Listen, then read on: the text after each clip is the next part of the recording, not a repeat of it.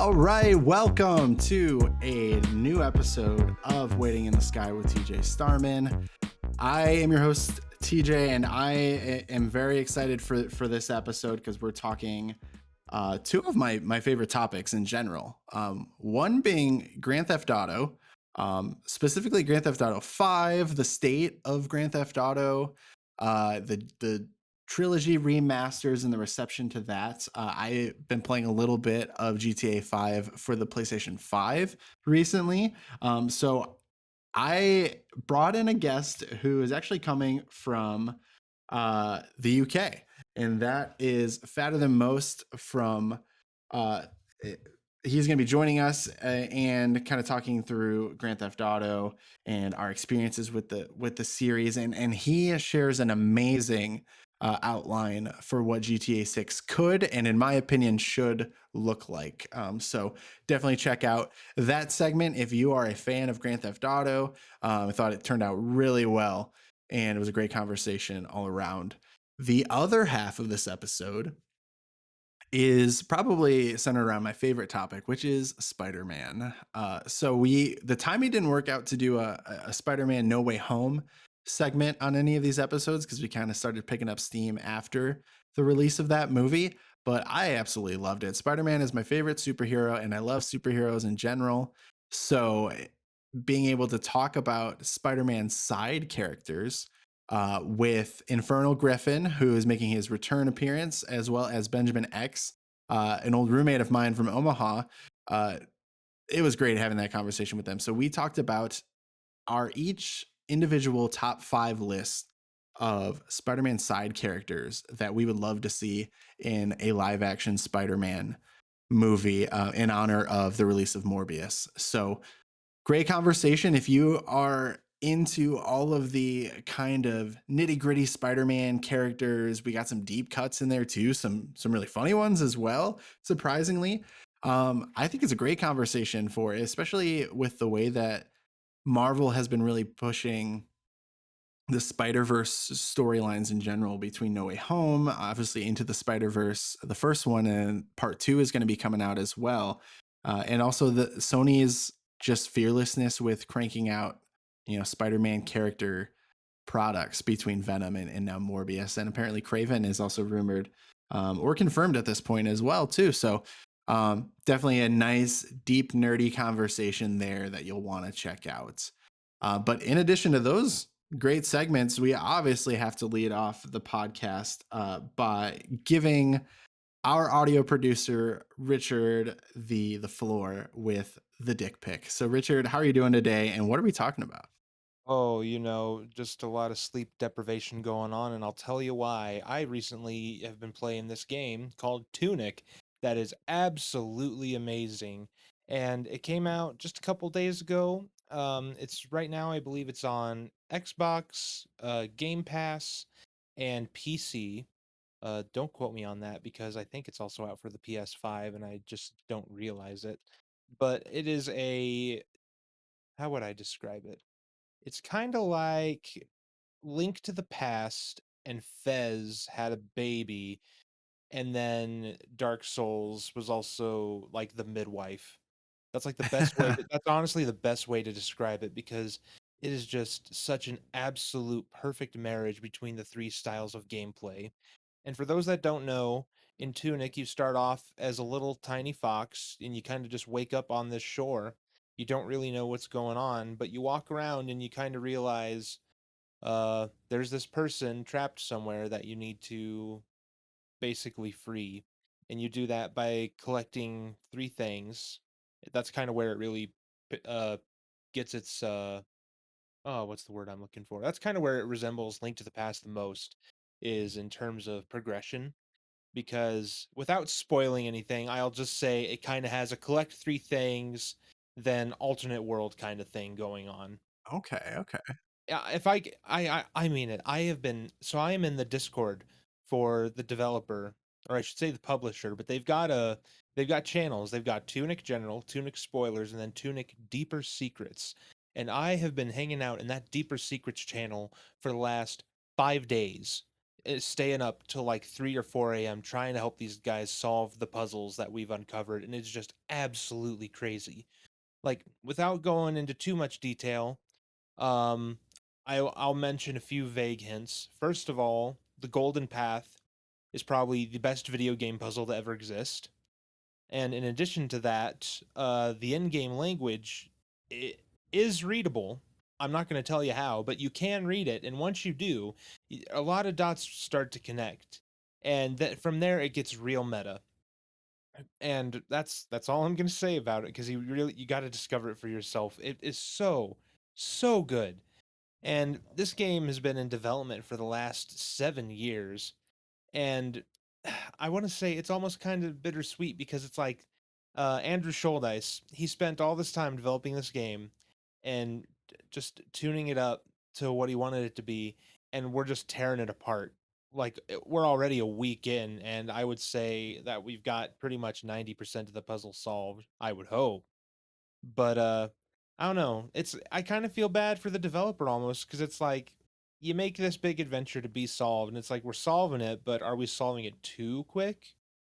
Yeah, it's a good question. And I also want to apologize because you put Tunic on my radar a while ago, and I got as far as downloading it through Game Pass and just haven't haven't actually sat down and played it. But it sounds like it's my loss from what you've described. How Um, dare you?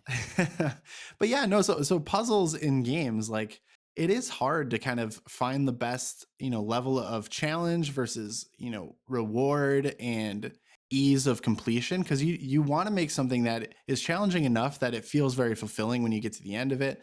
But you also don't want to shut people off from being able to actually participate in the game and play the game. So Oh, it, that's definitely a really hard that's a hard line to stay in because I'm gonna say that Fez kind of had that problem because I mean, back when Fez came out, oh my god, what? I think we were like juniors or seniors in high school. Like it's been a yeah, while. But when it came out, it kind of had the same thing going on where you go through the game once and then it's kind of hinted at that there's more to the world than meets the eye, and there's puzzles that lurk in the background for you to solve, mostly in the form of button inputs. But it got to a point where we found this one, and it was just this big black monolith floating in the middle of the air, and no one knew what to do. The only reason that people figured out the button inputs is because someone sat there and brute forced it just until button inputs worked. And to me, that's just it kind of defeats the entire purpose. And I mean, honestly, I'm not going to say that's on Phil Fish for like just making a puzzle no one could solve, but I honestly think it was kind of a statement because what happens is once you get that solved, assuming you get all the other parts of the puzzle solved as well, you like find this weird little fountain with this giant heart looking thing floating in the middle of it. But someone went ahead and brute forced that code as well. And when you do it, the heart breaks into a bunch of small pieces. And I think that is the developer saying, ah, you broke my heart. You went too far. You just couldn't be satisfied that you had the cool thing. You just had to keep looking. that's deep. I like that. And I've not played Fez. I didn't dig too deep into it, but that's cool. Because my experience with the challenge of video games and specifically puzzles has evolved, because I think growing up, with earlier generations of games, some of the puzzles, they just wouldn't give you any information, and you kind of had to just stumble into things. And I think that was kind of just the limitation of game design and lack of creativity with game design at the time. Yeah. Now, and especially around that era, I think of like when Fez came out, and so kind of like that in console generations was probably, it was the PS3, Xbox 360 kind of era, Hmm. where games started to get more creative with their puzzle designs. And well, actually, you know what, that's not even true, because there's plenty of NES games and classic games that really did do a good job of doing puzzles, but then they just kind of, I think game developers got the idea that people just wanted action and they wanted the 3D. So once they made the leap to 3D, we saw less of an emphasis on that. Case in point, like you can kind of skip most of the secrets and the exploring in a game like Ocarina of Time if you wanted to just like eyes straight ahead, go through the story, swinging a sword. Like you could do it, but you miss a lot of what's great about that game. Mhm. Or another good example is recently I just replayed The Wind Waker, and I didn't even know that the trading quest with the plants extended past the second plant. I uncovered like just a whole bunch of stuff, and that's it just blew me away. And it's just like you don't really see that kind of commitment to a puzzle anymore. But honestly, I also think that puzzles have evolved with the technology. Like back in the days of the first Zelda, it was like you push a block and it opens a door and everyone loses their mind. Now, with Tunic, for example, it's like you have to decipher this in-game language and you have to go do all this other crazy stuff to even get a glimpse of what you're supposed to do.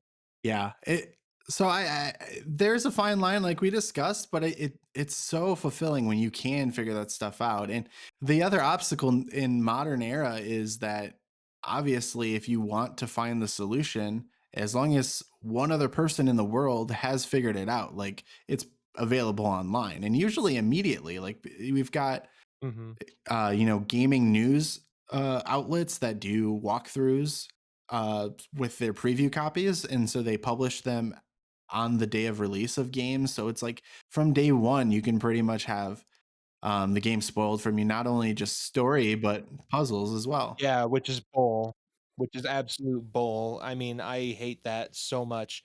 Like already, like the first day Tunic came out, I already had stuff popping up on Twitter like, "Oh, multiple endings." I'm like, "Thank you. Thank you for ruining that for me." Hmm. I would have liked to discover that on my own, but thank you Game Explain for just going ahead and spoiling the entire thing. And there's like I don't mean to mention them by name, but there's a lot of YouTubers that do that on purpose, and it's for Hmm. clicks. Let's be real, it's for clicks. But why can't you just let the puzzle have some room to breathe for Yeah, a little yeah, bit? yeah. It's puzzles are interesting, and I think that we indie games in particular have really shown that you can build a game just around really good solid puzzles and even just exploring like environmental exploration. So we've seen things like um I know I had a really good time playing through What Remains of Edith Finch. Um and that one is less like pure puzzles, but you did have to kind of feel around and figure out the next place to go. But as environmental Mhm. storytelling in that along the way helped make that amazing. So I think hopefully we've seen AAA games and larger budget games kind of pick up things from indie developers a lot over the years. And so hopefully that's a trend that continues because I think some really solid, challenging but rewarding puzzles and games are always going to be welcome in my book. Oh yeah, absolutely. I didn't even mention the manual for Tunic yet. One of the things about the game, like when you first start it, so you got your start and select button. If you hit select, it opens the manual for the game, and it's stylized like the old booklets you would get with NES Oh, that's games. awesome. This one in particular is based on like Zelda 2: The Adventure of Link, and part of the collectibles in the game is you find pages to this manual, and as you do, there's notes written in there by someone who played the game before you, and it's how you actually have to solve some of the puzzles. It's really, That's really awesome cool. and meta, and I love it. Yeah, it's so great, and also it plays a very, very large part in the big puzzle at the end of the game, the golden path. And I just I really hope that you take some time to discover it for yourself because it is honestly one of the greatest puzzles I've ever seen in a game. It really really forces you to use your Yeah, head. yeah, absolutely. It's definitely high on my to-do list. Um, and I I know that I'm actually gonna get around to it because I actually made you abstain from spoilers for my sake because I know this is one that I'm gonna play. And I will definitely get around to it sooner rather than later. So thanks for putting it on my radar, Rich. Oh yeah, I'll say one thing that I thought was kind of cool about the manual at first, and this was my big takeaway from the game, is this is like picking up a game. It's like picking up a copy of a game that was released in Japan, popping it in, and just trying to play through it without realizing what Mhm. you're reading. That is honestly the best comparison that I can make because if you look at pages of the manual, a lot of it is written in the in-game language, but they like insert English words in there randomly. So it'll be like "Abba the bibba the ba ba da ba, Holy Cross," and you're just like, what does that mean? And you have to spend just the rest of the game pondering it, just trying to be like, what does it all mean? And when you do figure it out, it is just there's no greater pleasure on this earth than just solving a really good puzzle, especially in this game because they just made them so hard to do. Mm-hmm, Really, mm-hmm. So, if it wasn't obvious to this point, Tunic, highly recommended by Richard. Especially if you are into puzzles, if you like a little bit of a challenge, that is definitely going to pay off. It sounds like it's going to be right up your alley. it's so good. I mean, and it's on Game Pass. Just go get Game Pass, and you can play that and Outer Yep, Wilds. yep, that's a perfect combo for sure. Well, that's awesome, Richard. Thank you for bringing that to not only my attention but to everyone listening as well.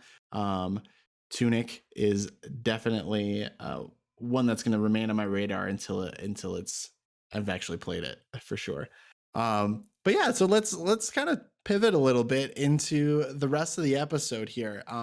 We're gonna start off with the conversation about the state of Grand Theft Auto with Fatter Than Most. So we will jump into that conversation right after a quick break.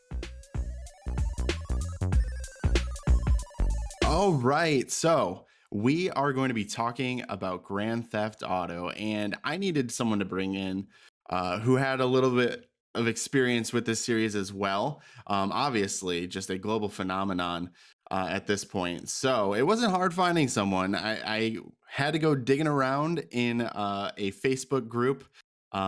The GTA Trevor posting group on Facebook, which is filled with amazing memes. But fortunately, I did stumble across a guest who's going to be able to jump in with us and bring some fresh perspective from across the pond, I might add, because we have our first international guest, which is Fatter Than Most, aka Chris, coming to us from the Foxy Stoats YouTube channel. So, Chris, how's it going? I'm all good, my friend. Thank you very much for having me, and welcome everyone. Well, it's great to have you here for all the reasons I just mentioned there. It's awesome to have someone from the UK joining us and taking this podcast global, so to speak. And then obviously, we have a shared interest in Grand Theft Auto and the series that has just taken over the world. I think we were messaging in preparation for this episode a little bit over the last couple of days, and I think you shared an article about GTA 5 outselling Elden Ring. Is that right? Yeah, I saw that hit the headlines. Literally yesterday, I think it might have been the day before, but yeah, that news broke within the last 2 days. But yeah, it's outsold Elden Ring now on the newer consoles. Yeah, in GTA, and specifically GTA 5, just seems to be this ever-present thing in our lives at this point. And we've seen all the memes because I think specifically the meme I'm thinking of talks about how many entries of the GTA series there were on the PlayStation 2 versus how many different consoles that GTA 5 has been on at this point. And so it it's ridiculous, but also I love GTA 5, so I'm the target audience and I'm the one that keeps buying it. So if you are part of the group that is outraged by this, I'm so sorry for my role. I'm Uh, really not. Don't worry. Don't worry. I've brought off the top of my head 5 different copies. yeah, and I feel like everyone has probably gotten at least two at this point, and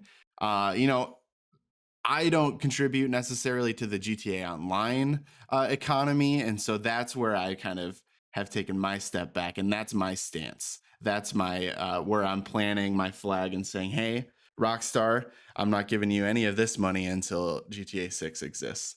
Uh, so I think for our conversation, Fatter, I just want to jump into our kind of personal history with the GTA series. It seems like a pretty good place to start. How does that sound? That sounds good, my friend.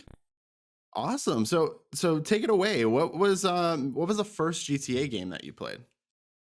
Okay, so for me, the first one was the OG GTA on the PlayStation 1.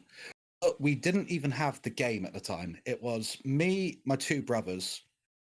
My mum brought us a demo, like, one of the magazines that come with the demo discs. Hmm. And in that was a demo disc with the demo for GTA 1 on it.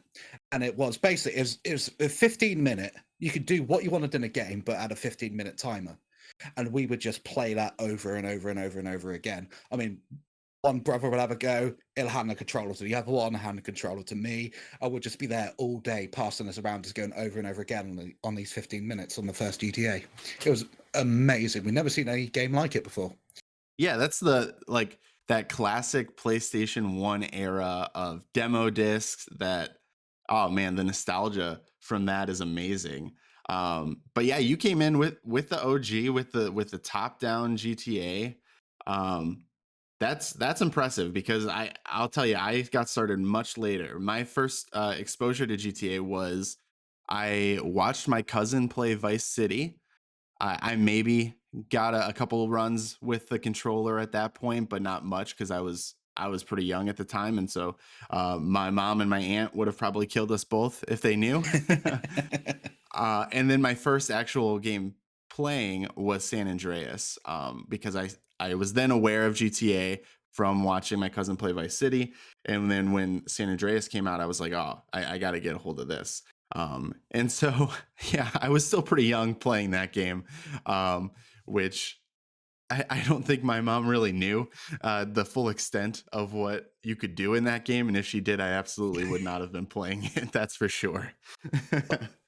Just to show how old So I am, I brought GTA 2 when it was the day it was released on PC.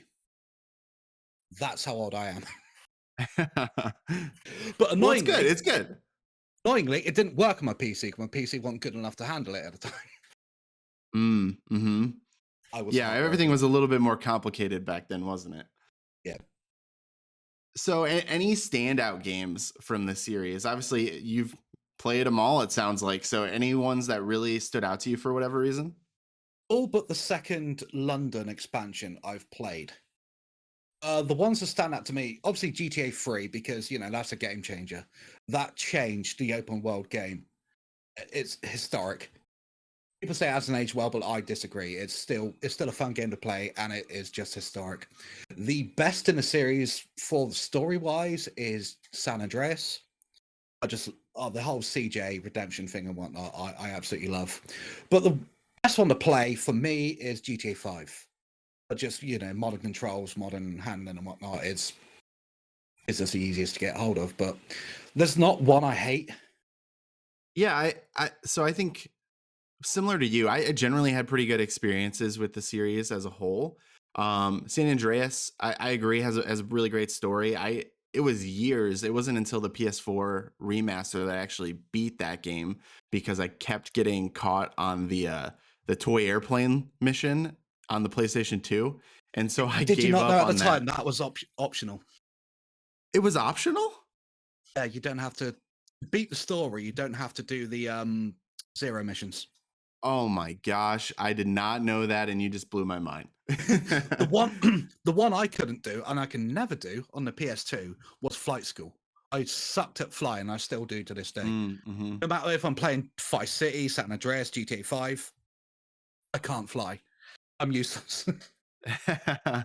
The flying was hard. I will say by GTA 5, I think they refined it enough, and you touched on it. Modern controls made flying a lot easier. And so I feel like I'm pretty competent flying in GTA 5, but any of the earlier ones, it's tough.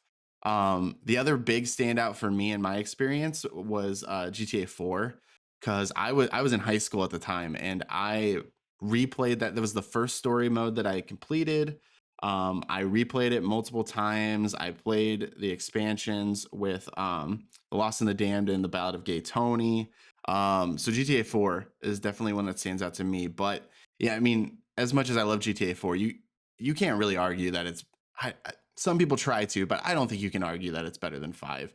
5 just is It's a much more refined game, from the graphics to the controls to even just the mechanics. The heist and the story are just amazing. So GTA 5 is one of my favorite games of all time, but GTA 4 and San Andreas both have a special place in my heart. I prefer the story of GTA 4. I absolutely love that. Yeah, it does. With Nico's story and kind of trying to find his way, and the I guess the quote unquote American dream that he was sold by his cousin, and seeing that it was it was BS more or less. Uh and then just kind of fighting through his past and trying to, make his own way, the only way he knows how, was definitely a good one. So I agree. I think the story in GTA 4 is very solid. GTA 4 with a GTA 5 engine, if you ask me, would be a chef's kiss. I mean, mwah, that would be brilliant. And they're killing all this time apparently between the release of GTA 6, which we can expect in like 2030 at this point. I don't know why they haven't just done that. Reskin everything and give us GTA 4 in GTA 5's engine. I'd be on board. Yeah. So I think that's a good transition point here. Let's talk a little bit about the current state of GTA and kind of where we're at. So within the last year, there's been some major developments. Well, I wouldn't say major developments, some developments, and it starts with the release of the GTA Trilogy Remaster, which is the collection of GTA 3, Vice City, and San Andreas that was remastered and released on current platforms. Have you had a chance to dabble in those? I haven't played them. I don't own them, but I have seen a lot of gameplay from all of them. Yeah, there's definitely a lot to see, especially right around launch, because that was the big news, was just how glitchy those games were, Yeah. to start, and also there's issues with the actual way that they remastered them. I was actually fine with it. I kind of liked the smooth aesthetic, but like, so it to me it looked a lot smoother. It looked a lot more modern, but it wasn't so over the top that it was like a complete remake. Like it felt to me like a remaster, and I was okay with that. And I also personally didn't run into a lot of the bugs at launch that I was seeing. Maybe I wasn't playing as much as some people, and so it would have just been a matter of time. But that was my personal experience. I agree with that because the main channel I watched it was Hugo One. He played them all loads when they first come out, and he rarely had any major glitches. So I was like, well, what's everyone moaning about? So I saw a few things here and there on YouTube and whatnot, but I watched him play every single one of them for hours and hours and hours and didn't really hit any problems. Yeah, and that's the thing and we see it with every big game release now is we're always going to be flooded by all of these technical issues. And it's because, when a game is selling millions of copies right at launch, they're going to find all of these bugs that, some of it is things that unfortunately developers were aware of, but because they were stuck to a specific timeline, weren't able to get a patch done yet. And so there's a lot of things that get patched out with a day one patch, and then there's a lot of more things, it seems like, get patched out or attempted to be patched out within like the first week. But it's kind of like it's a familiar story at this point. Wouldn't you agree? Yeah, yeah. I think, a lot of people are looking, especially these days, they're looking for a stick to beat Rockstar with, in my opinion. Because they don't like the way how long it's been for GTA 6 to take. They don't like the way, in their eyes, online's going. So I think a lot of people are just looking for something to beat Rockstar with. And I think, Yeah, absolutely. a lot of And it you know what's is unnecessary. Mm-hmm. It's interesting to me because I feel like there's this dichotomy between the way that the, the fan bases of GTA and the fan bases of Red Dead see Rockstar. Um, and it's probably just because, Red Dead Redemption 2 came out and was very well received. It's a great game, and it's was released, somewhat recently, at least compared to, GTA 6 and GTA 5, the gap that we've seen. Yeah. So it's just like, we do like the product that this company puts out. It's just that they're making us wait. That is, so we, as a fan base, we kind of sound like spoiled children. Yeah. Yeah. And for me, Red Dead 2, one of the greatest games ever made.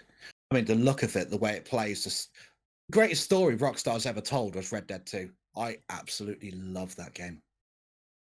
Yeah, yeah, absolutely. And I think you'd have a hard time finding people to argue against you on that.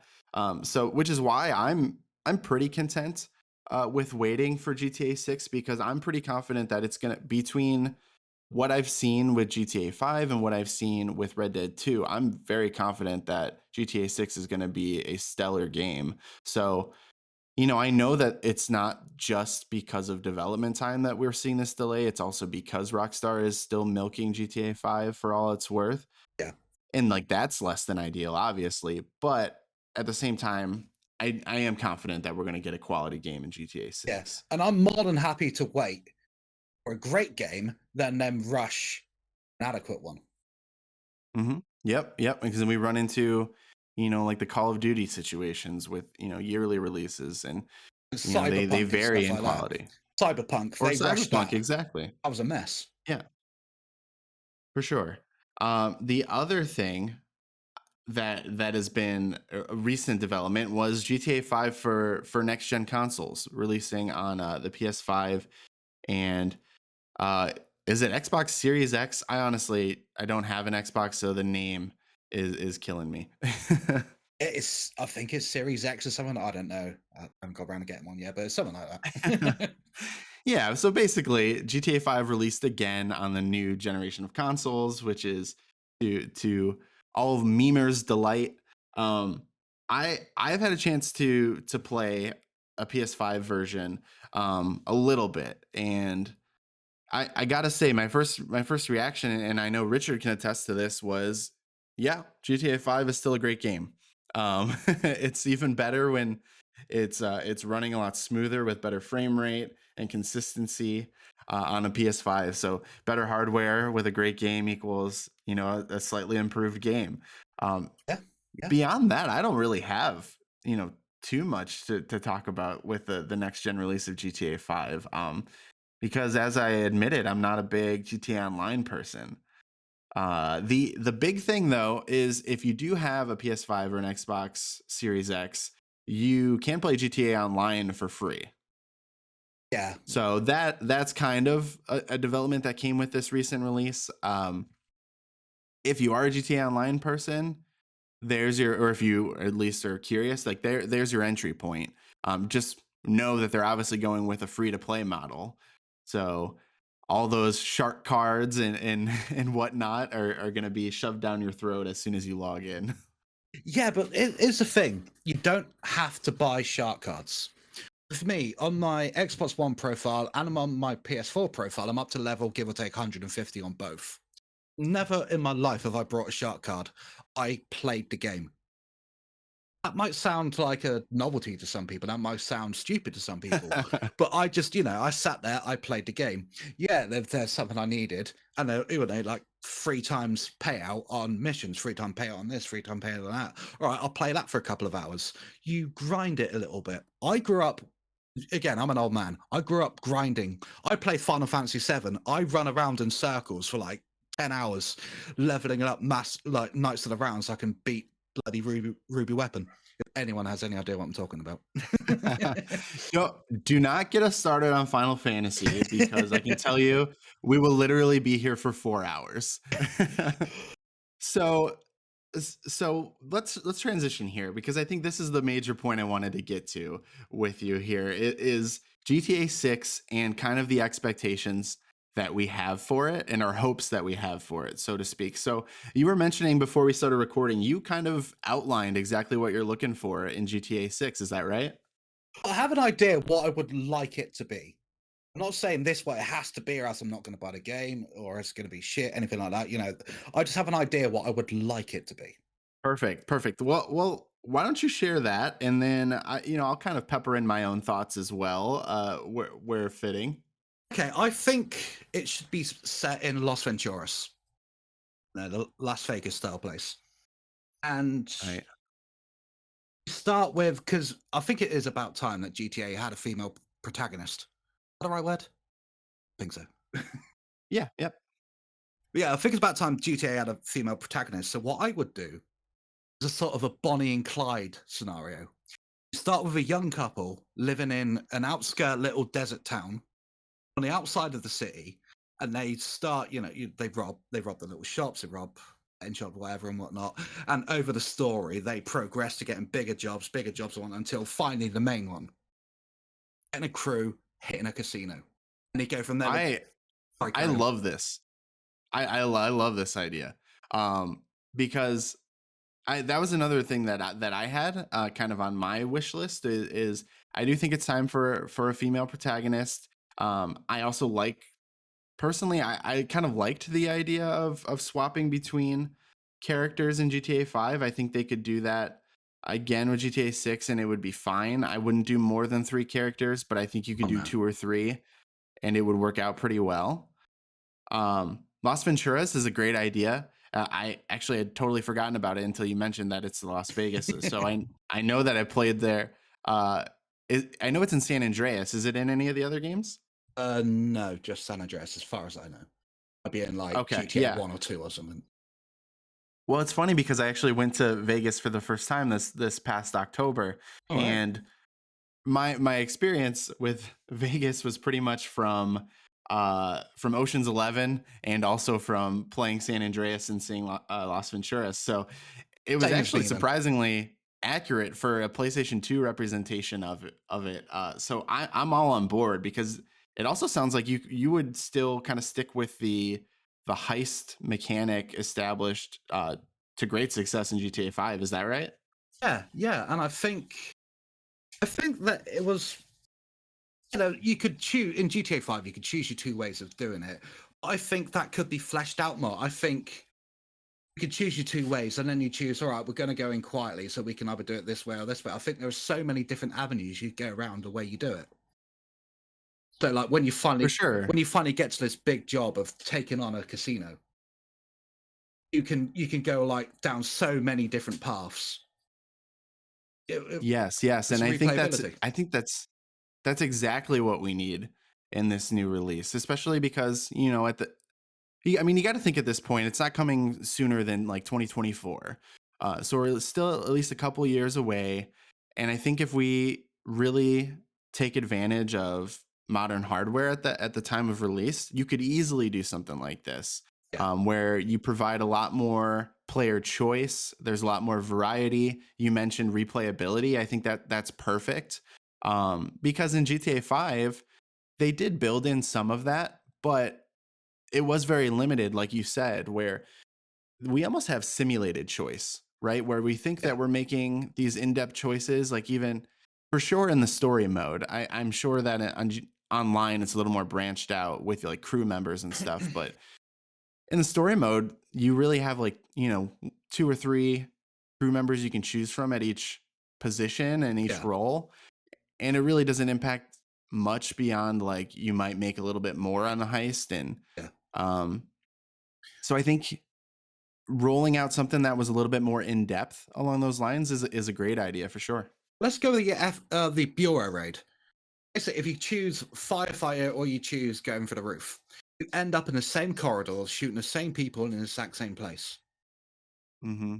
Really does it? Sort of the Telltale criticism. Are you familiar with those games? No, I'm not. So I will. That's definitely a consistent criticism with Telltale games, and because they're built so much on making choices, but a lot of the things end up happening either the exact same way or like very similarly with just like a character swapped out. And so yeah, no, I totally get what you're saying. Like I would like our choices to have real impact on, what we're seeing unfold. Yeah. What you got to remember though, you can do mopping if you choose firefighter route. Who doesn't love to do some mopping on a GTA game, right? Yes, that's what I love is doing some mundane chores in my video games. I brought GTA 5 to do yoga and mopping. That's what I'm saying. GTA 4 was my bowling simulator. So yeah, I think Chris, on that note, I think we're on board. I think GTA 6, if it came out according to your plan, I would be incredibly satisfied. I think general reception would be very great as well. So last question I have for you with GTA 6 is uh, over under 2025 for a release date. I went November 2025 with everyone I've spoke to, but if I had to pick over and under 2020, I would say over. Yeah, you because actually, yeah, holiday 2025 sounds like a pretty good target date for them. But I could also see it getting pushed back for whatever reason. So I think that's a good bet. Yeah. For sure. So I reckon you're going to get your first like sort of trailery, sort of like YouTube video sort of thing around about Thanksgiving 2024. It would make sense. That would absolutely make sense. So that's our GTA conversation. Thank you so much again. This is Fatter Than Most joining us from the Foxy Stoats YouTube channel. Do you want to tell the audience a little bit about what you guys are doing on the YouTube channel? Okay, well, we're just three old men. Do a bit of gaming, a lot of drinking, bit of wrestling stuff, and a lot of just mucking around. Really, we involve people from other friends from other channels like Free Drinks In, Neo Stacy sort of stuff. So yeah, we just basically are just drunken fools, really. Who doesn't love that? Who doesn't love watching a couple of drunken fools? Exactly. So definitely check out the Foxy Stoats YouTube channel. I will also include a link in the description for you to check that out. Definitely a lot of good stuff. If you're a video game fan, there's good video game content. There's reviews, just random lighthearted videos, like you say, and definitely like one of my soft spots is PlayStation 2 era wrestling games. So I know you have a series on SmackDown versus Raw running on the channel. So yeah, we did the GM mode. Big fan of that. Going to be doing more of them. Like we did 2006, so we're going to be doing 2007 soon, and hopefully moving on from there. That's awesome. I just subscribed, and I will be sticking around to check that out for sure. But thank you very much. Thank you so much. Thank you so much for joining us here. I definitely appreciate it, and I think you unlocked the perfect GTA 6 outline. If I'm going to be honest with you, I was blown away by that. So hopefully it ends up at least somewhat close to what you described. But Fatter Than Most, we'll catch you next time. Thank you again for being here. Thank you very much for having me, and hopefully down the line I can come back and you can tell me what you hope for GTA 6. Of course. We'll definitely have to do that soon. All right. So with Morbius right around the corner, you know that we had to get talking a little bit of Spider-Verse, a little bit of Marvel action with this episode. So I brought on a couple of friends from my time in Omaha. One has been on the show already, and that is InfernalGriffin making his return. Isaac, welcome in. Thanks for having me, TJ. And so in addition to Isaac joining us again, we also have Benjamin X making his debut on the show. Hey, glad to be here, bro. We're glad to have you, Benjamin, joining us.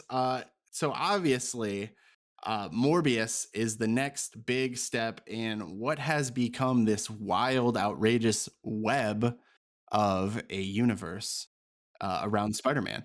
So we saw the confirmation that Sony and Disney at least acknowledge each other in recent entries. Obviously, most notably, No Way Home. So I think that this movie has some added stakes because we don't know exactly where they're going with the Spider-Man storyline in the Marvel Studios, Sony realm.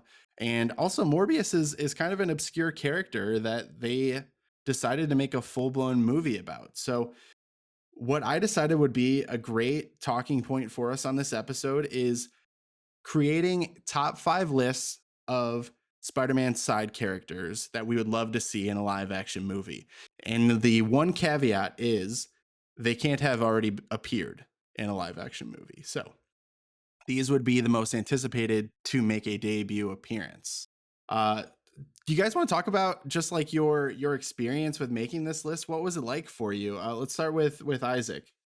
For me, the list wasn't terribly hard. I had to refresh my memory on a few, and just to see from the comics perspective, and then from the 1990s animated television show, and then you had, the video games. There's so many different characters that have popped in to Spider-Man's universe that we really haven't seen much on, at least on any sort of film other than these old series. We haven't seen anything major in the MCU or even in Sam Raimi's or in the Amazing Spider-Man universe. So I'm kind of excited to get down to business here. There's a lot of good characters that were there to choose from. Absolutely. Benjamin, what was your experience? I kind of just ran a crash course on obscure villains and stuff. Went through a couple YouTube videos, went through a couple fandom sites, and it was a great experience because I mean, as much as I love Spider-Man, I didn't grow up with the comics like that, so I didn't know like all this history of throwing in villains that may or may not work when Marvel was like doing more experimenting in the 80s and 90s and stuff. So and I actually found one that I didn't even know existed, but I really kind of clicked with it and I saw a lot of potential in it. So the not and now that villain has kind of made a staple in my mind. So it's an eye opener, really. It is pretty cool. This is going to be interesting. It's exciting when you find those diamonds in the rough, isn't it? Right, exactly. It sounds like you guys had a pretty similar experience to myself when I was doing this. Benjamin, you mentioned, like discovering new characters or just learning new things about some that you knew already. Because I also, I didn't grow up reading the comics, but I loved the character, and so Isaac mentioned like the cartoons and stuff, and Marvel really did go crazy in the 80s and 90s. So there was a lot to pull from here. The best way that I could think to have this conversation, because we're kind of consolidating 3 top 5 lists, is this is something that this format is something that I saw on the Top 10 podcast, which is Matt Nost and John Roca talking about movies. And so what they do is they have what's called a punt. And so we will start individually. We'll share our rankings one by one, starting with number 5. So I'll go first. I'll say my number 5 is so-and-so. And if no one else has that character on their list, I'm going to go into a little explanation of that choice, a little background on that character and why I felt that they were deserving. If that character is on someone else's list, if they're at a higher ranking, we're going to hold off on that discussion until we get to that higher ranking for them. So that other person's just going to chime in and say, hey, that's actually my number 3. And then we'll wait till we get to that point to have the conversation. If they are the same ranking, then we'll just go ahead and have that conversation right then and there. Does that make sense, guys? Makes complete sense. Clear as mud. Yeah. So let's kick it off. I'll take this first entry, and I'm curious to see if this one landed on either of your lists. But I went with Mayday Parker, aka Spider Girl. Spider Girl land on anyone's list? No, wait. Nope. Nope. All right. Okay. So I'll go into my little take on Mayday Parker. So, May Parker, nicknamed Mayday, is the daughter of Peter Parker and Mary Jane. So she has Spider-Man abilities by way of genetics, handed down from Peter Parker. And so I didn't write down what universe she's technically from. I don't think it's super important with the way that they've just been folding people into whatever universe is most convenient at this point. But I did think, with the sake of kind of the lineage and the family aspect of her being the daughter of Peter Parker, she could be introduced as if you haven't seen No Way Home, I'm sorry, because I'm going to spoil a very obvious spoiler. She could be brought in as the daughter of Tobey Maguire's Peter Parker and Kirsten Dunst's Mary Jane Watson. So I think the groundwork is there for this character, and you get a female presence in a hero role, which would be good for the Marvel universe. You could have some unique aspects with her being younger. You could also see like if they still stick with kind of the Spider-Verse thing that they've been going with, you could see her team up with like a Miles Morales or with Tom Holland's Peter Parker, and then you get still kind of a younger perspective, but a fun team up with that one. So yeah, that's what I went with, Mayday Parker. That's I like the idea of the young kind of team up with the the kind of the polar opposite, especially since they're from different universes and stuff. I didn't even consider that. That's a good idea. I like that. Multiverse potential is infinite, and I love this. I didn't even think. I'll just be forthcoming now. My list didn't focus on any sort of the hero aspect. I focused more anti-hero and villain. So hearing the hero takes, especially of like a Mayday Parker, well done, well done. Thank you. So Benjamin, let's start you off with number 5. I gotta be honest, like I guess I kind of misheard the list. I only ranked villains and stuff. I didn't know we could do like any character. So Oh, I gotcha. yeah, so I actually have some interesting villains. So at the bottom of the list, I'm gonna go with, and they've made a cameo in Homecoming, but I put Scorpion as my number 5. And Scorpion is actually higher up on my list. And really? yes. Scorpion is All actually right. really high on my list. Okay. Like really high. Glad I'm not alone. Then So you so can let's go ahead. this is our first instance here with a punt. So Benjamin is going to punt Scorpion, and then we will come back and allow you two, because Scorpion didn't end up on my list actually. So when Isaac shares Scorpion, we'll let the two of you jump into that conversation.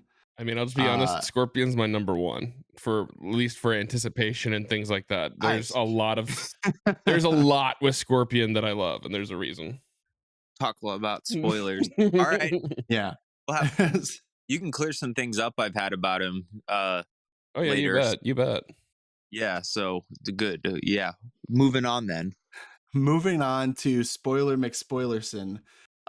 Isaac, who did you have at number 5? Number 5, I actually had the Hobgoblin. So I'm not sure if anybody else had them on their list, so I'll wait for a second.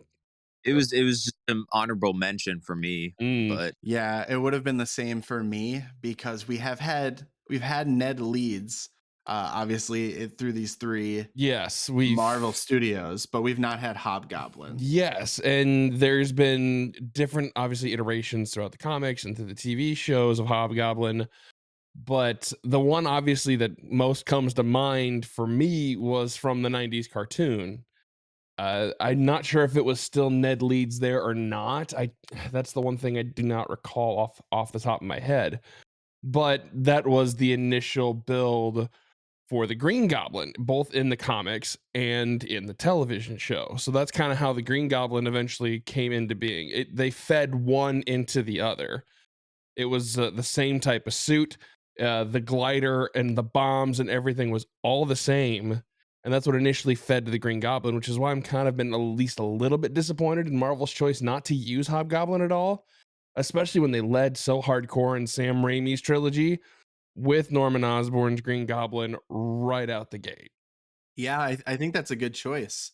I think they teased it a little bit with No Way Home, where I think Toby was talking to Ned and was explaining basically how his best friend tried to murder him. And so I think they were hinting at Ned potentially making a villain turn and kind of taking on the Hobgoblin persona, because then he went and they did the MCU comic relief and had him like hug Tom Holland or whatever. I never made that connection like at all, that Ned from the Tom Holland trilogy was Ned Leeds, who turns into the Hobgoblin. That kind of blew my mind. That was something I kind of discovered after, but I basically like it's really hard picturing that Ned that we all know and love, the goofy guy, turning into the Hobgoblin. That's That's a little nuts. Yeah, I think there's some interesting things with versions of characters that we've seen a little bit of a tease here. I'm going to touch on that with one of my other entries as well. So Hobgoblin coming in at number 5 for Isaac. I'm going to jump into my number 4, and it sounds like you both had a villain focus. So I'm not sure if this is going to jump on either of your lists as well. But I went with Ben Reilly, who is the Scarlet Spider. I like that pick. I really do. That actually is a very good pick. It seems like so far it seems like you're a bit spider themed, so I'm intrigued. Yeah, I did definitely go a little heavy on some spider characters, which is good because I think if we're a little more balanced overall between the three of us. But yeah, I went Ben Reilly, who, if you're not familiar with the character, is a clone of Peter Parker. So this is Benjamin was talking about the craziness of the 90s, and so Ben Reilly is a product of that era. Can confirm. Yes, the infamous clone saga of Spider-Man in the 90s. So he was a clone of Peter Parker, obviously has his same abilities. He looks exactly the same. He initially was created to fight Peter, so he was a villain initially, and then kind of pivoted more towards a hero role. And what's interesting is that he was actually supposed to be taking over for Peter Parker in the comics. Was the idea that Marvel wanted to get rid of Peter, whether that was killing him off or having him just retire and have someone else take over the mantle. They were trying everything at this point because they were going bankrupt. So they introduced the Scarlet Spider, which was his hero persona that was different than just Spider-Man, which has the iconic costume, which is just the red with like the blue hoodie with kind of the graffitied spider logo across it, which I love. It's one of my favorites to wear it in the Spider-Man PS4 or PS5 game. That is a dope. Yeah, for sure. And his name, fun fact that I'll end off with here is his name is obviously Uncle Ben, so Ben, and then Aunt May's maiden name, which is Riley. So that's where he gets his name from. And yeah, I think he did actually take over as Spider-Man in the comics at that time. But really, I would love to see him come in as the Scarlet Spider again, kind of in this multiversal Into the Spider-Verse team up with like our live action heroes. I think would be great. So yeah. Yeah, Ben Reilly is definitely a really, really good choice. He did have a short run as Spider-Man in the comics. And I think the only reason they pivoted back to Peter is just because it really wasn't doing that well. But that was a really good character, a really good arc. I really love to see the Clone Saga honestly unfold in either Sony's universe chunk or in MCU's. I don't care. That would be really cool to see. I could see it happening more so in Sony's universe because it's a little more out there. But I think it'd be cool to see. Yeah, for sure. So number 4, Benjamin, who did you have at number 4? Oh, let me check. Yes. So for my number 4, I had Mr. Negative. Ooh, I didn't even think of him. Yeah, since technically Kingpin, if we're considering Spider-Man, what was the animated one? I can't remember the title or the animated one. Spider-Man the animated series, or Into the Spider-Verse. Yeah, I got you. I wasn't sure if Kingpin fit in this list of what hasn't been in a movie yet. But there's a load of different crime bosses in Spider-Man's history, because like Spider-Man isn't really like fighting giant entities or gods or whatever. He's more of a crime stopper. So he deals with a lot of crime bosses. There have been several, like Tombstone and Kingpin and Mr. Negative is which I had not really known until I played the PS4 Spider-Man, and I thought he's a good character. Like the main reason is because he's crime boss, and there could be an interesting plot line with that. And there's different people that he could hire as side villains. and stuff. But I really kind of chose him because if you put him like looked great in an animated movie, but if you put him in a live action with like the CGI we have today, I think his look could be very visually striking in a movie. Absolutely, that'd be awesome. Yeah. And we definitely saw in the video game the duopoly between his normal personality when we were introduced to very early in the game versus his Mr. Negative persona. So that would be ooh. Yeah, no, I think audiences really like characters who put on, like a different mask and show their true colors like on the other side of the screen. Mhm. So that would work very well for a movie just like as an interesting plot point. Yeah, absolutely. I'm totally on board with that. No. All right. So Isaac, moving on to your number 4, who you got? Number 4, I have Herman Schultz, aka the Shocker. Anybody else before I dive in? He almost made it. I considered him, but he's not on my list or my honorable mentions. So my thing with the Shocker is he wasn't like totally outright like I'm the Shocker, but like that character kind of existed in Homecoming. Yeah. Yeah, but it wasn't truly there, Yeah. It's you when you think of the Shocker, everyone thinks of the padded suit, the freaking shockwave gloves, and he's kind of like your ordinary thug with a little bit of a superpowered piece of equipment, right? But he's also one of Spider-Man's earliest villains. I believe he made his first appearance within the first 10 issues of the Amazing Spider-Man as one of the first villains Peter's ever faced after assuming the Spider-Man persona, after with great power comes great responsibility. And it's kind of, there's so many things you could do with him, like you said, with the setup of using a crime boss hiring other minor villains. Shocker was also initially a member of the Sinister Six. There's so many different roles you can use him as, whether it's a setup, whether it's a main villain, whether it's part of a villain team up.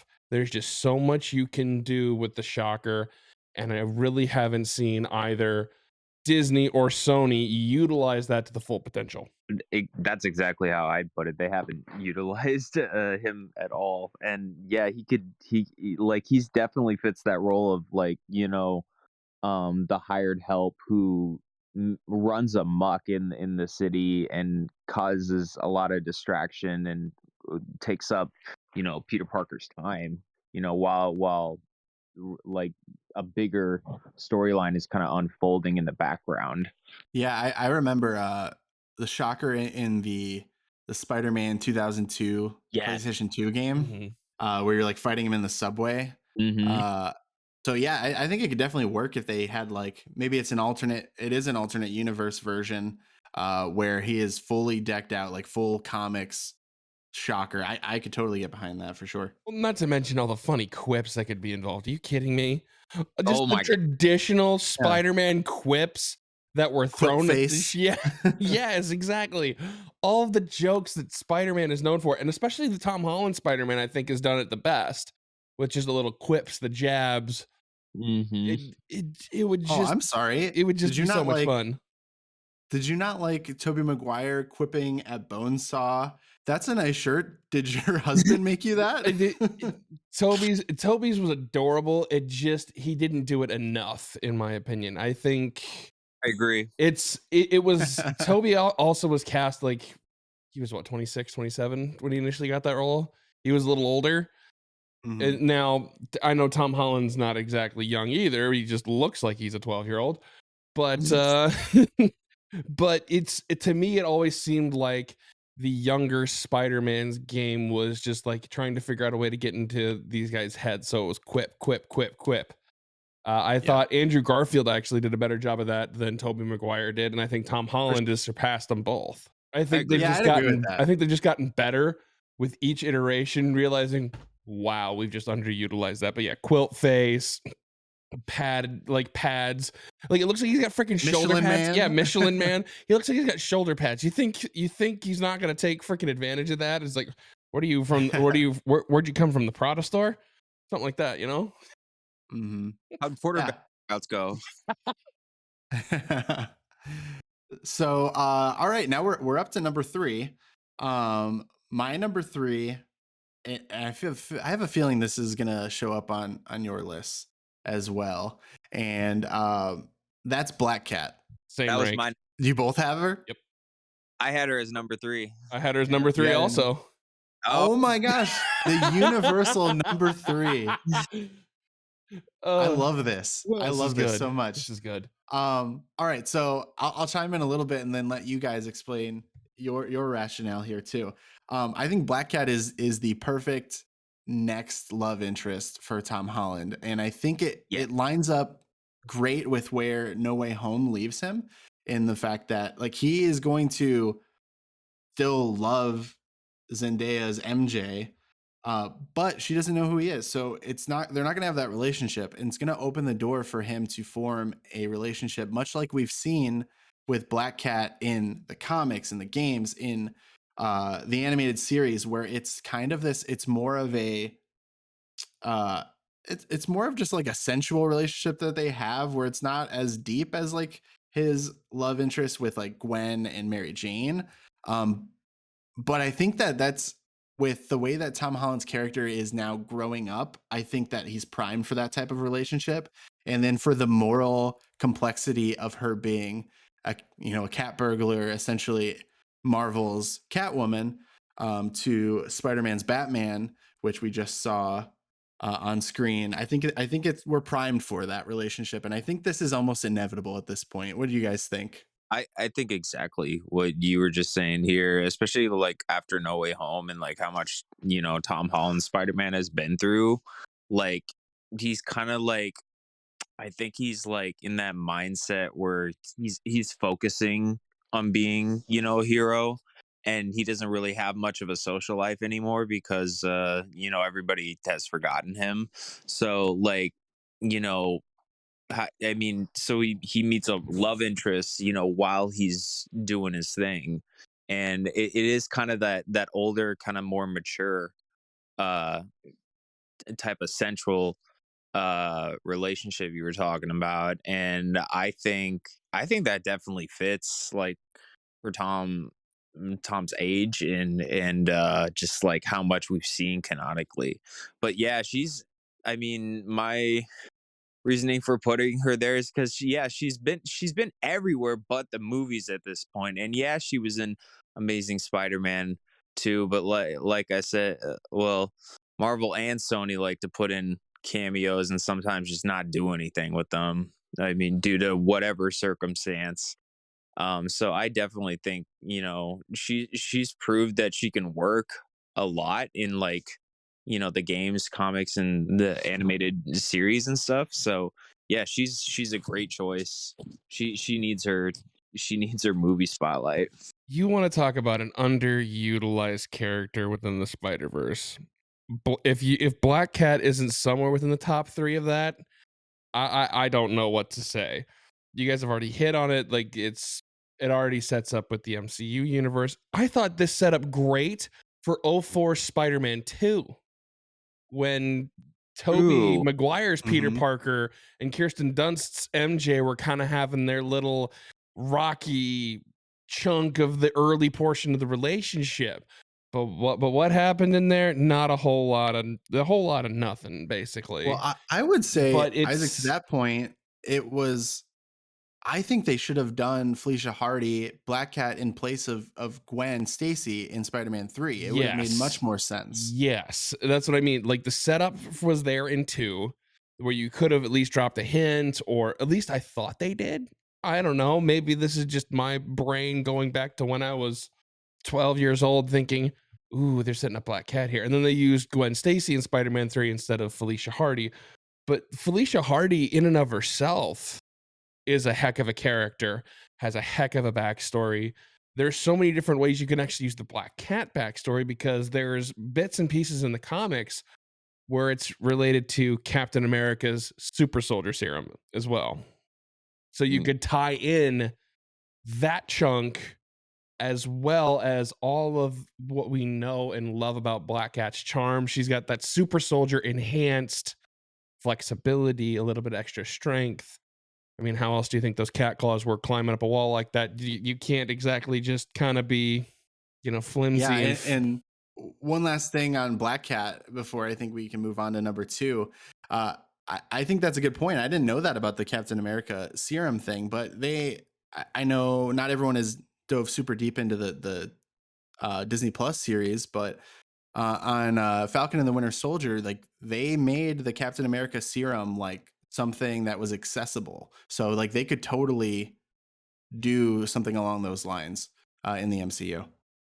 Oh, dang. they definitely could, and like we said, now that we've noticed it in between No Way Home, Falcon and the Winter Soldier, it's primed for a comic book like reveal. And just to get a little bit into the story of the comics of that, it was uh Felicia Hardy's father was the original cat burglar. He was a big time art thief. That's how Felicia's family ended up with a lot of money. But what happens? Kingpin finds out, blackmails her father. Father's too old to do the job, trains Felicia to do it.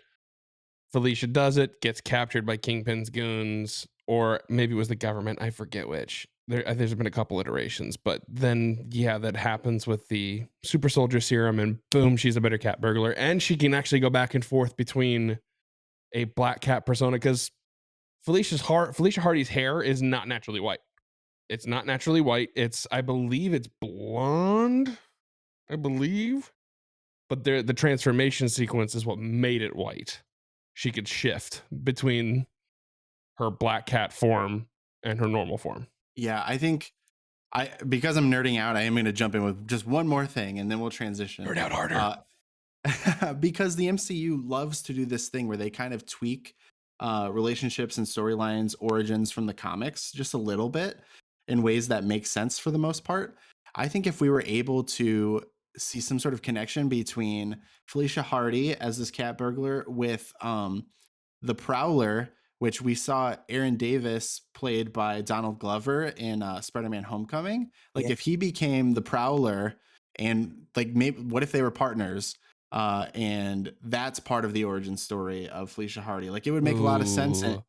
Ooh, you're giving me nerd goosebumps.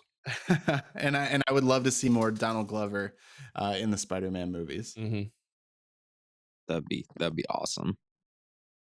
So number two on my list is one I'm actually super excited about, and that is Silk. All right. Not showing up on anyone else's. No, but Okay. I do remember the name. Mm-hmm. Yep, TJ's is very spider heavy. It is. It is. It's the last one, I promise. Allegedly. So Shall for anyone who doesn't know, Silk is Cindy Moon, and her origin story, she's essentially another Spider Woman, but her origin story is that she is actually a classmate of Peter Parker's. And so she was bitten by, I think it was the same spider, the same day that Peter Parker was bitten and got his powers. So what happened is there was some multiversal shenanigans. She's a more recent comic book character, so they were able to kind of retcon some of that storyline for her origin.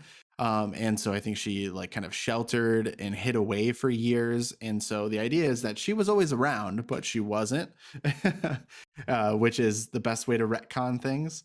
And so I think it's great representation. Not only is she a female character, but also she's a Korean American in the comics, so you could also get some representation there for the Asian community. She also has some awesome relationships in the comics as well that they could build off of.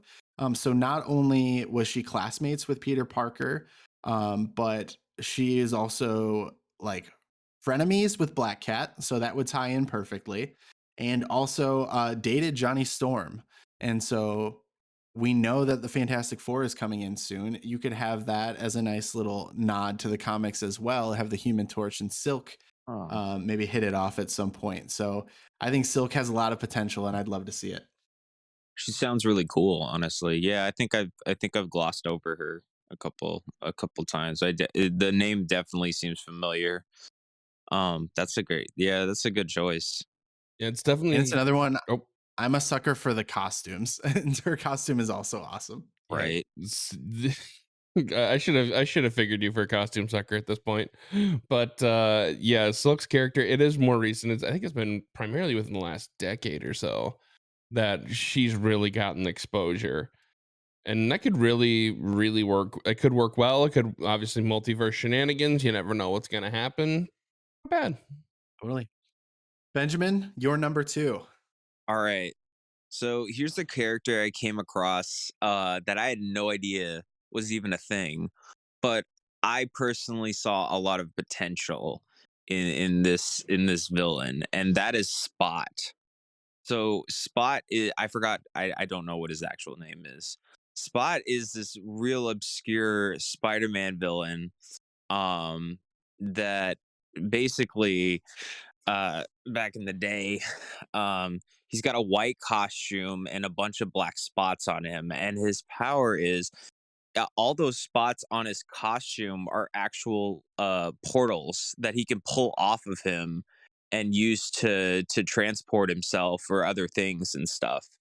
And the I really think like it's a cool, I think it's really like a cool like uh fighting style potential. And like that would be a really sick fight like between like Tom Holland and Spot, because like just think about it, he's just appearing out of nowhere, holes here and there. It's just, keeping Peter Parker's spider sense like on edge, like always firing off and stuff. And I think back in the day he didn't really take off that much because he didn't really have a personality, but they could fix that in a movie. Like they could really like write him out to be a really good character. And they could really like, with modern like costume design in films, like they could really like make him look sick and stuff. Like he could be a real threat. But yeah, I had no idea about this character, but I just thought, there's a lot of interesting potential uh, like fight wise. And also like I like the costume. It was actually not that bad. And they could write him a personality. You can always fix that with iterations and stuff. So that's my number 2 is Spot. That is a deep cut, and I'm here for it. I was vaguely familiar with Spot, but I definitely wouldn't have thought of him as a Spider-Man villain. So like I obviously didn't know that much about him. So yeah, no, I think that'd be cool. I would definitely, just hearing your description, I get some polka dot man vibes from Yeah, the Suicide Squad. it's pretty much what he looks like.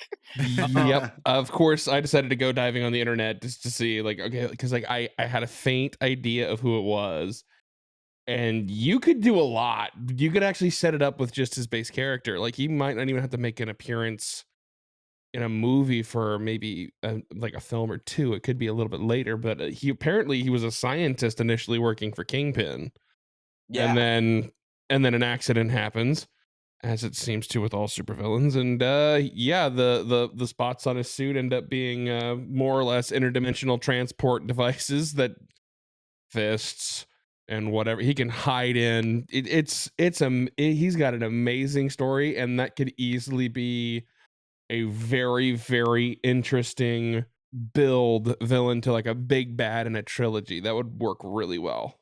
Totally. I also think just kind of looking at this, Ben mentioned it, but there's a lot of really cool things that they could do with like a fight sequence or something like that. And so yeah, absolutely. If a quick Google image search of Spot uh is awesome. I recommend it. Like, there's a really cool drawing in one of the comic arcs where he has like his hands just going all throughout his body, like poking out on different ends. It's kind of like when you put your hands on your head, like you're going insane, but it's just his hands were protruding out of all the holes of his body, and it was a interesting piece of art, I thought. So yeah, Mhm. I I thought he was very visually interesting and has a lot of potential. Mm-hmm. Absolutely. Mm-hmm. So Isaac, your number 2? Okay, my number 2, and I'm not sure if there have been any major cameos for this one, and I'm gonna be a little disappointed if this is not on either of your lists. But because it hasn't really been in a major film yet that I can recall, there might have been a cameo here or there, and there's obviously hints at a solo film upcoming for this character, Kraven the Hunter. Yes, that was actually my number 1. Okay, So, then I You will. guys lined up well. I will happily punt this one for the next round because there are reasons I like Kraven and Scorpion so much. That's why they're my number 1 and 2. Yeah. So just a little bit before we get into the full conversation there, but yeah, Craven is confirmed for a solo movie. They actually, I believe they cast Aaron Taylor Johnson, who was Quicksilver in Age of Ultron, as Craven. So definitely a lot of steam behind that choice for sure. There was that behind it, and there's obviously some other really interesting things they could do. So he fits. I would have pictured somebody a little more burly, but he is older than he was when he was Quicksilver, and I'm sure he'd look pretty fire with Craven's beard mustache combo. Yeah, totally. So we kind of, well, we have revealed both of your number ones. My number 1 is the only one left. So I was surprised that this didn't come up on either of your lists, but again, this is kind of an anti-hero / hero, and you both focus more on villains. So I went with Agent Venom. Which this is a version of Venom in which the Venom symbiote is bonded to Flash Thompson. and this So is for me, this actually was an honorable mention. I thought really hard on this just because of the storyline behind it alone. yes. So I really like this version of the Venom character because they've done a lot with him recently, and like even putting him as part of like the Guardians of the Galaxy. So like you have the potential to doing some cosmic storytelling in that realm with him.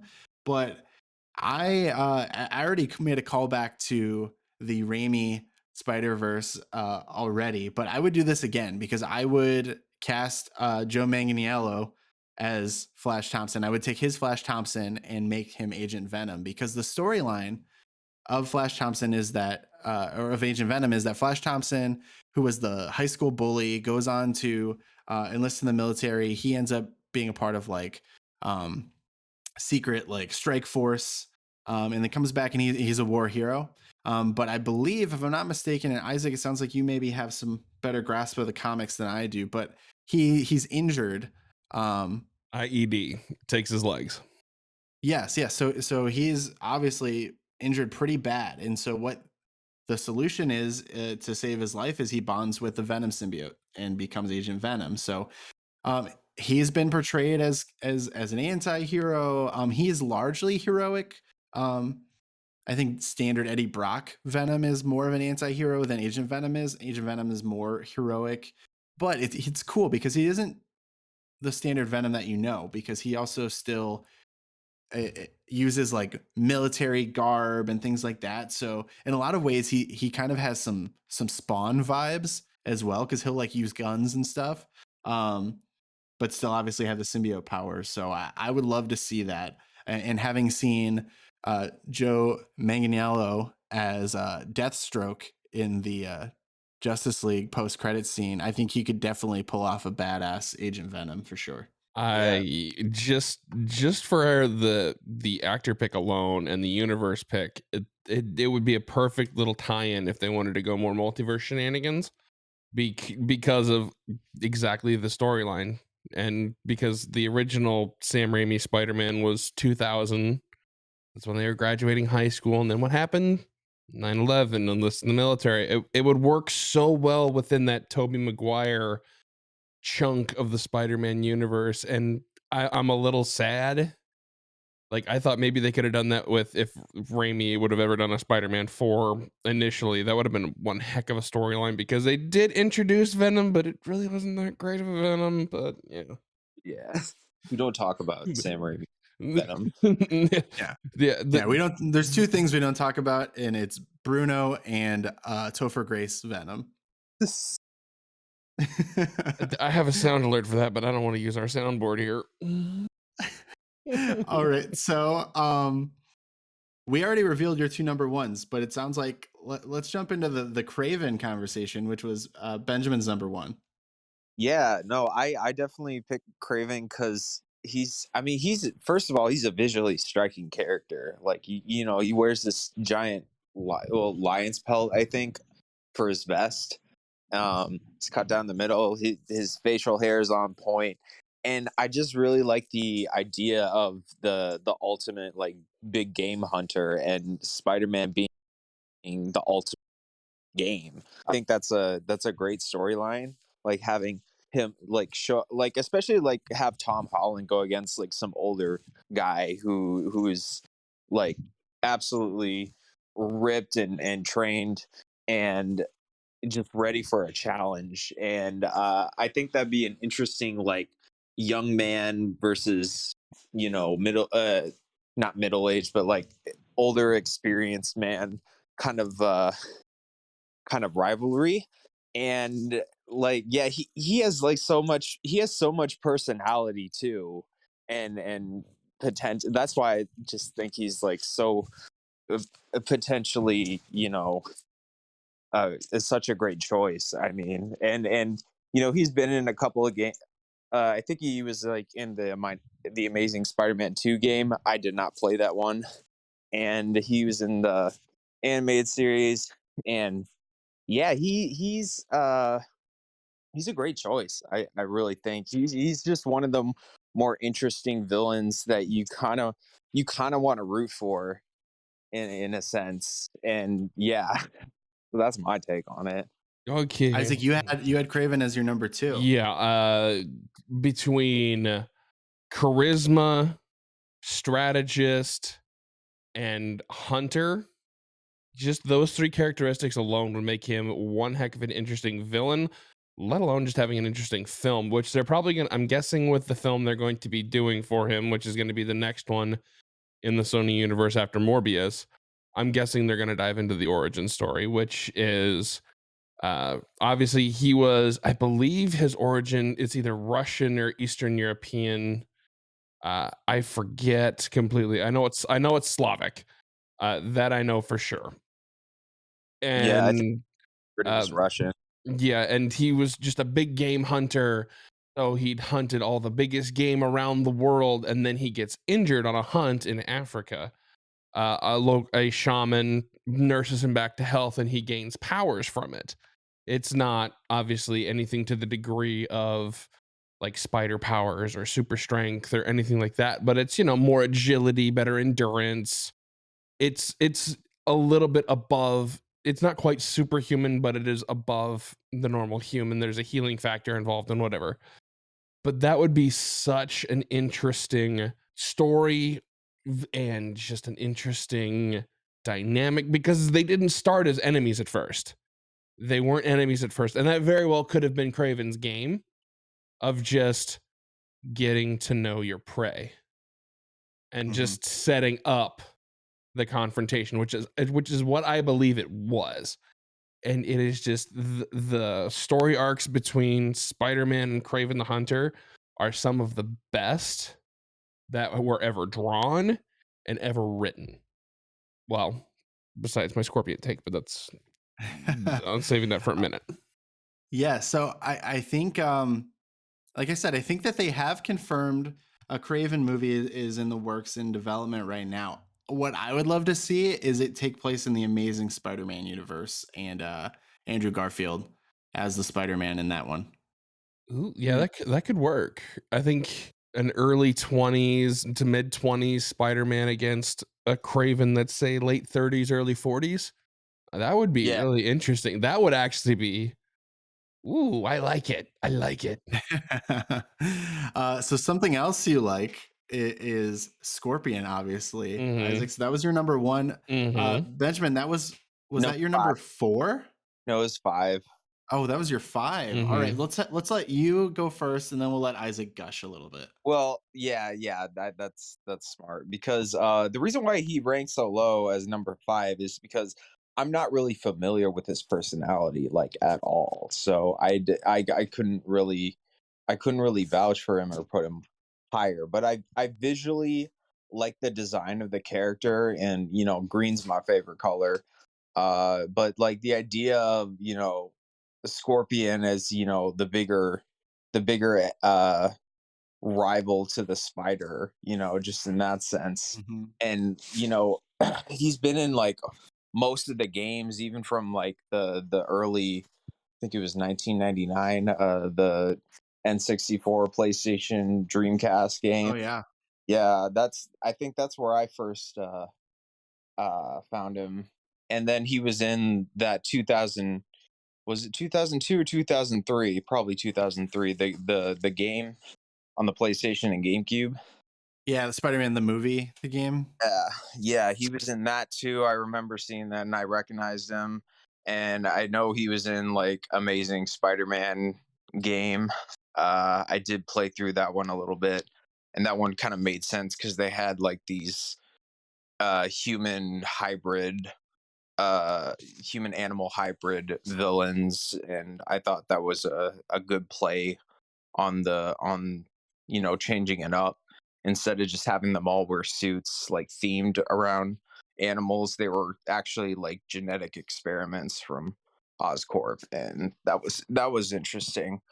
That was one of the things that game actually had going for it. Yeah, yeah, that's cool.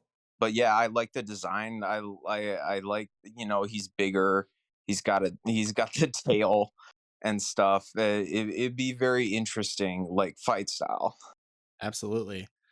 So Isaac, obviously you're number one. So let's hear what puts Scorpion there for you. Okay, so Benjamin already touched on it with the obvious spider versus scorpion arachnid battle type of thing. That was part of it. But if you want to get into the backstory of the original Scorpion, Matt Gargan was a nobody. He was kind of a sleazeball, slimy kind of guy, originally hired by J. Jonah Jameson to try and figure out who is Spider-Man.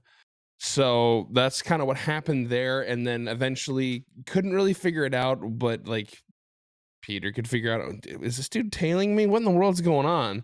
Uh, Obviously became more obvious when he was Spider-Man, he was being tailed. And then went through an experiment. I believe it was through Oscorp, gave him enhanced strength. It actually made him taller, and they gave him a suit, the Scorpion suit.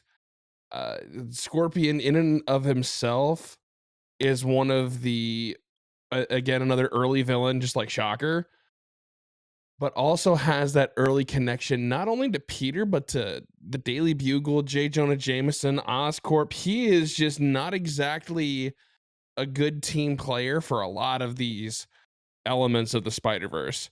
So it would just be an interesting point it would be a good way to introduce an actual live action JJJ into the MCU.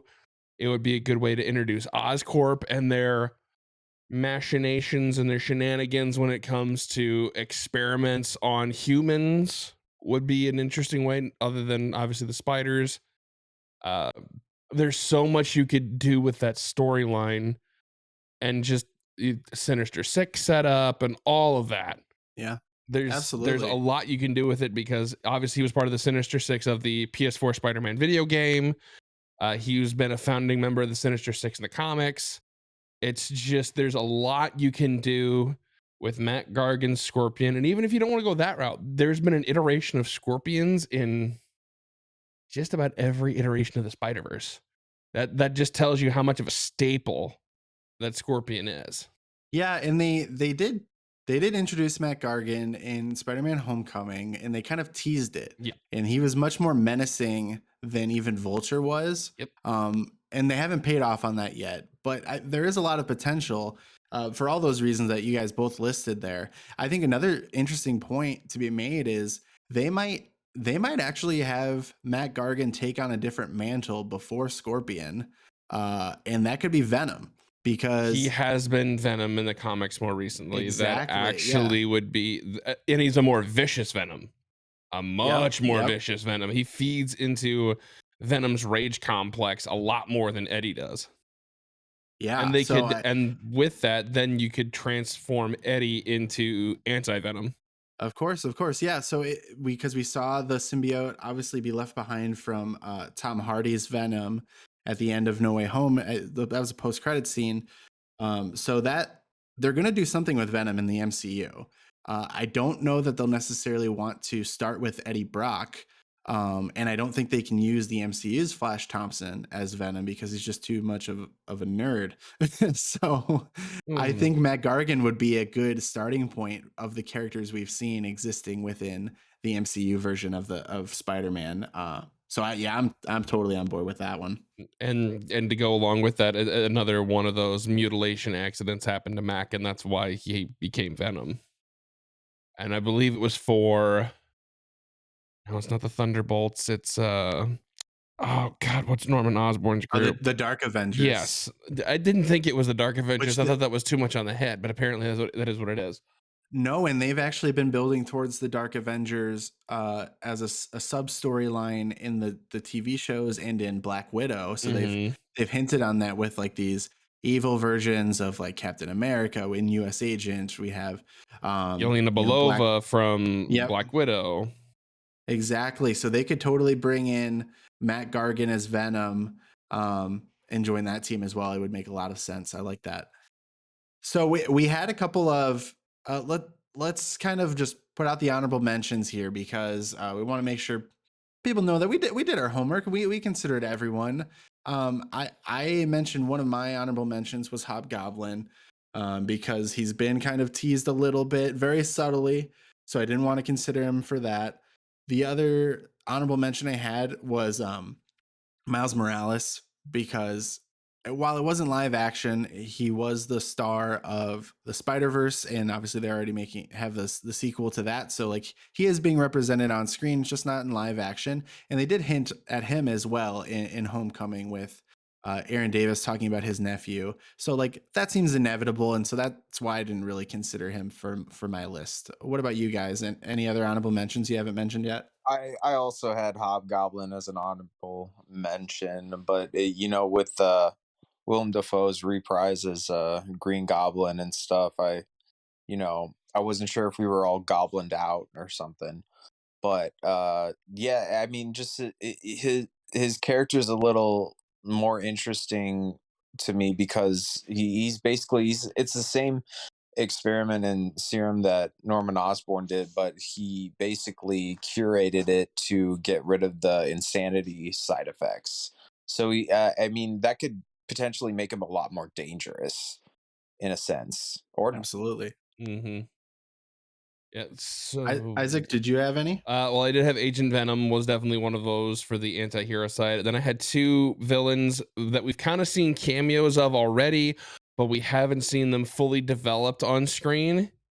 So Alexei Sitsevich, aka the Rhino, which we saw at the beginning and the end of the Amazing Spider-Man 2, where he was the mobster and then in that big ass mechanical rhino suit, but we never really got the character development in between. I feel like that's kind of what's missing there. And it would be wonderful to actually see that play out on screen.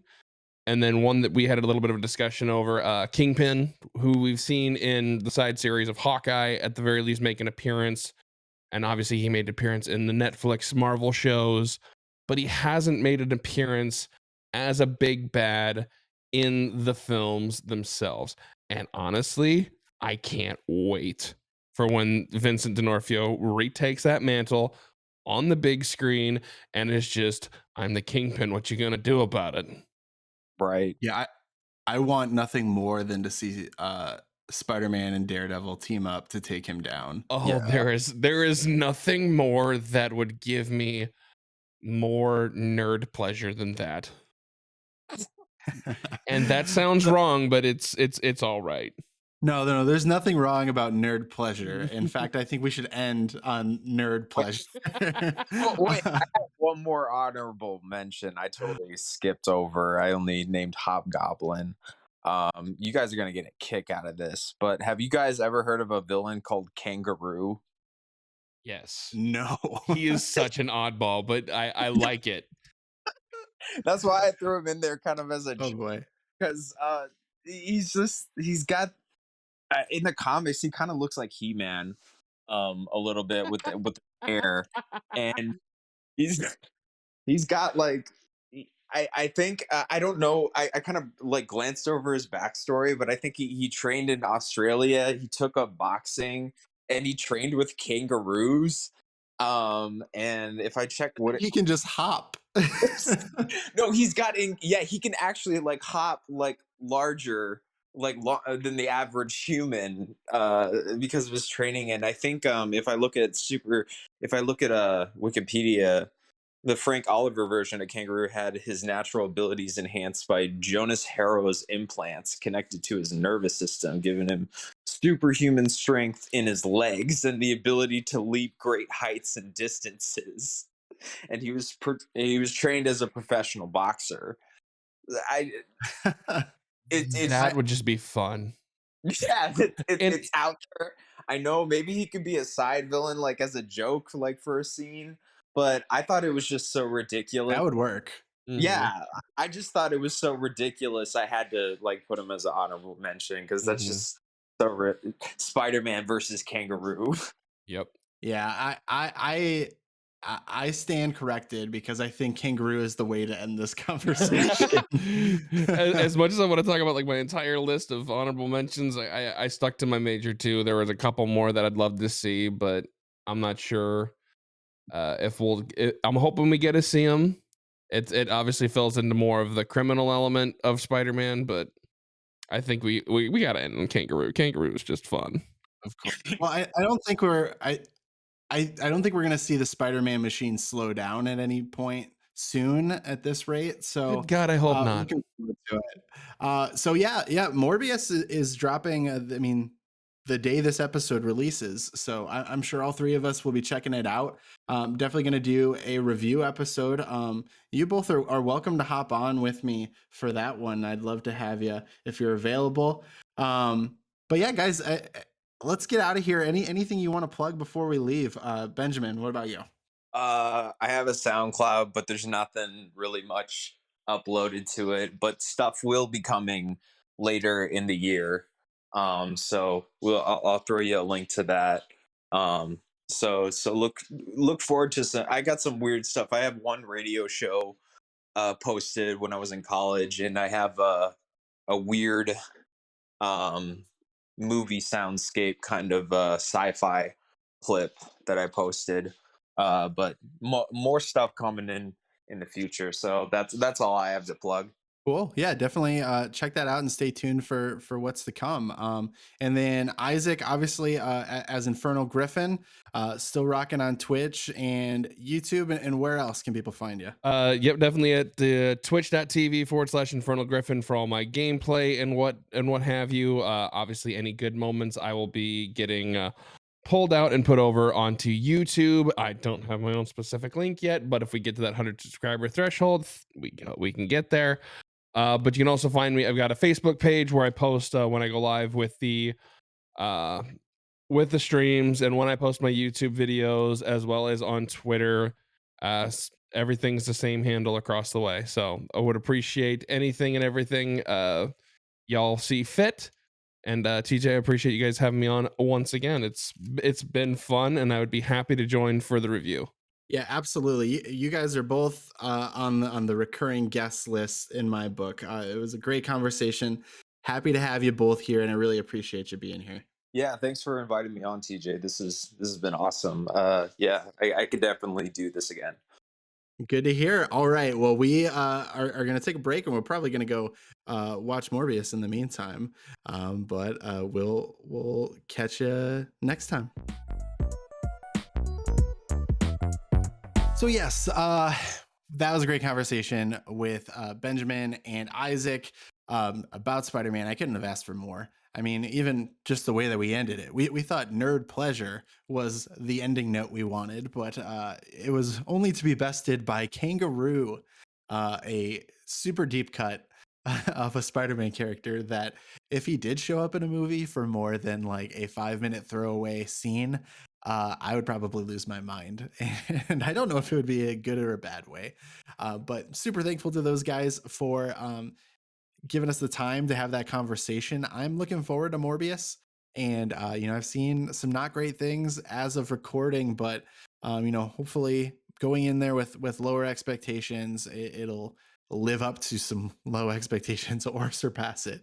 I'm sure there'll be nice things to pull from it, even if it's not great. But I will be covering that movie in a review episode following this episode, so Monday. So keep an eye on the podcast feed for that episode. If you're interested in Morbius, we'll definitely be getting into that one and my thoughts and feelings on that and where it's leaving the Spider-Verse, where it's set up for the future. But that's going to be the end of episode 204 of Waiting in the Sky with TJ Starman. This was another good one. I had a lot of fun talking about Grand Theft Auto, talking about Spider-Man, talking about Tunic and video game puzzles with Richard off the bat there. I also want to take a chance to remind you, if you have not rated or reviewed the podcast yet on whatever platform you are listening on, please do so. Also subscribe. Any of these things are going to help us grow. It's going to help connect with new people, new guests, to have some really great conversations. And so if you're able to do that, I would super appreciate it. And definitely follow us on social media as well. All of the show's social media links are going to be in the description, as well as any plugs that the guests gave. We've got Fatter Than Most, the YouTube channel. We also have Benjamin's SoundCloud, and we have Isaac's Twitch, and really his whole link tree for his offerings there. So definitely check out the description as well. Next on the agenda, I already mentioned, is the Morbius review on Monday, and then we're kind of playing it by ear from there. But again, thank you so much to my guest and to Richard for helping out with this episode. As always, really appreciate it. That's going to be it. Have a great one.